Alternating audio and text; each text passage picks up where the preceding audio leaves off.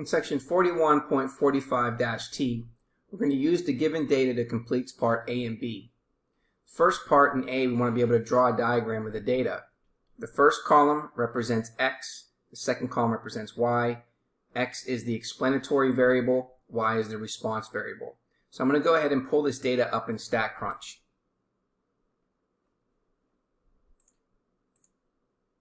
So here is our information in the upper right hand corner. I'm going to go ahead and open up StatCrunch.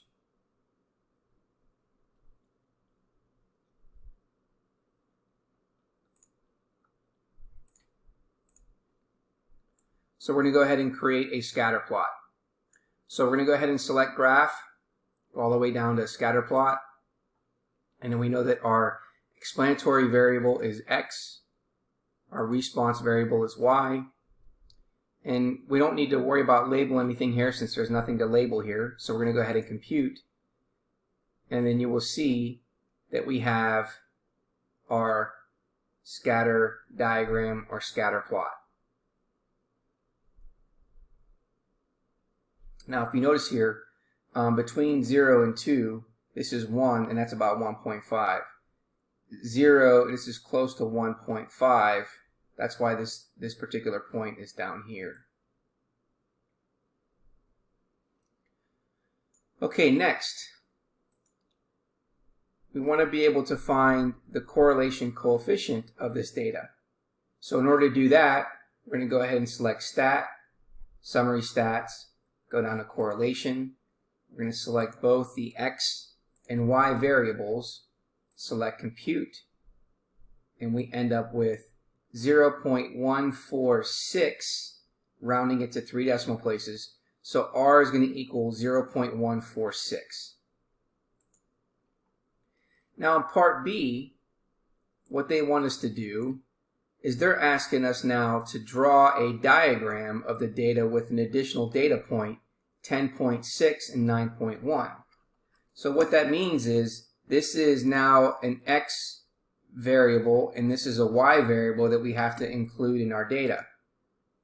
So in the StatCrunch itself, we're going to then at the very end, we're going to put the X number, which is 10.6, and then we're going to put the Y number, which is 9.1, and then we're going to follow the same instructions in the previous steps. We're going to go ahead and then create a scatter plot. So we're going to select graph, go down to Scatterplot again. Our X variable is explanatory variable. Our Y variable is our Y. Select compute. And then you can see what's happening with our scatter diagram. So it's very similar to that one there. Now, the next part is we want to be able to compute the linear correlation for the data set and then round it to 3 decimal places. So again, we're going to go to Stat, Summary Stat, select Correlation, and then of X, Control for Y, select Compute, and then what we see now is we're getting a 0.897 as our linear correlation coefficient. So what can we say about this additional point that we've added?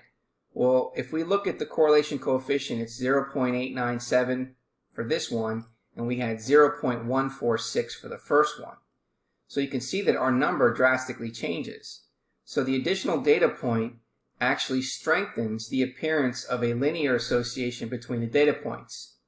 The scatter diagram is needed to see if the correlation coefficient is being affected by the presence of outliers.